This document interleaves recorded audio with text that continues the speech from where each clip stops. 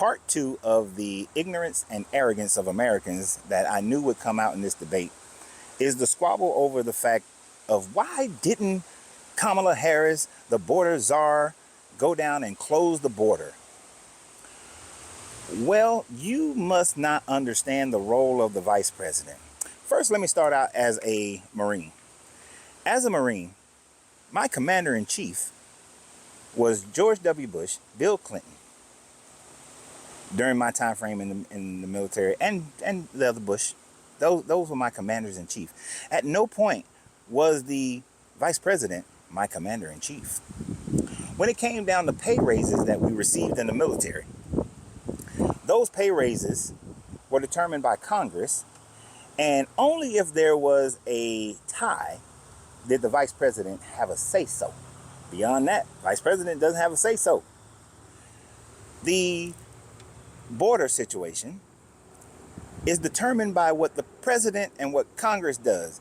The vice president doesn't have any power other than to implement what they have been tasked by the president. You see, the vice president's primary role is to be there just in case the president goes down. If they mentally can't handle the job, they physically can't handle the job, they were to pass away for one reason or another, the vice president's job is to step in and to be a tiebreaker in Congress. That's it. The vice president does not set policy. And that makes it difficult to run against the vice president, because what you really have to do is run against the policies of the president. Now, being a Marine, being a business owner, CEO of a business versus the COO of a business, president, commander-in-chief versus the vice president. Or, let me put it this way, a general versus a five-star general versus a four-star general. The four-star general who is under the five-star general does not determine what the plan is. They can give insight, they can give input. But at the end of the day, it is the general who makes the decision, the five-star who makes the decision. As the CEO, I make the decisions about the company. My COO give me advice, but at the end of the day, the COO has to follow whatever policies and practices that I put in place as the CEO, because that's why they're the COO or the CFO or any other C officer, because they're not in charge. They don't determine policy. Now, I do think that Kamala Harris could have made the point that she does not set policy, that she only administrates what policies and tasks are given to her by the president. Now, that would mean that on certain things she would have to have thrown Joe Biden under the bus and say, well, I wanted to close the border, but I couldn't because the president said no. And so I have to support his decision. She could have thrown him under the bus if that was a true reality. But I got a question there, Trump and all those Trumpers.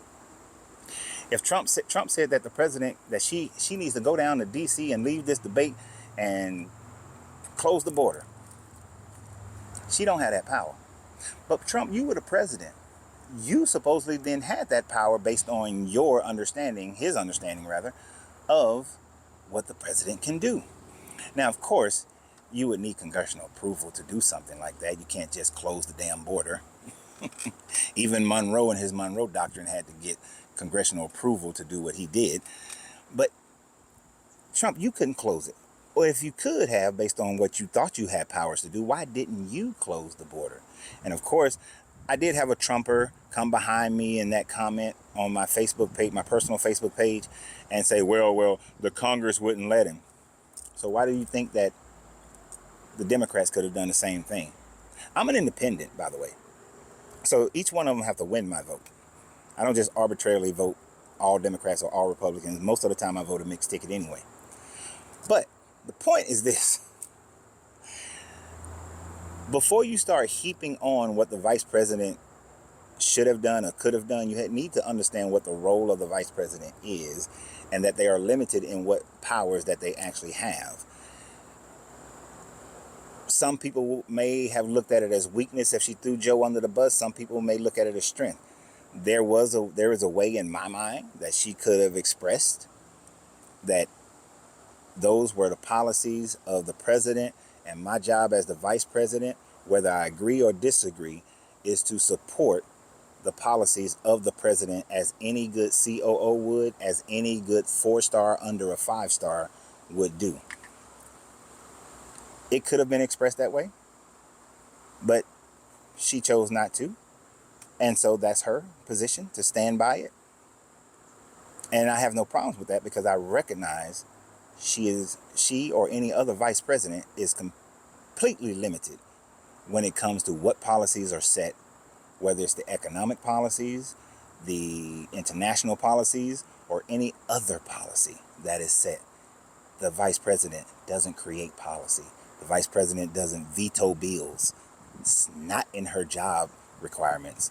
It is not what she does. It is not what any vice president would ever have the ability to do. So y'all really need to understand how the government works before you start talking about the government.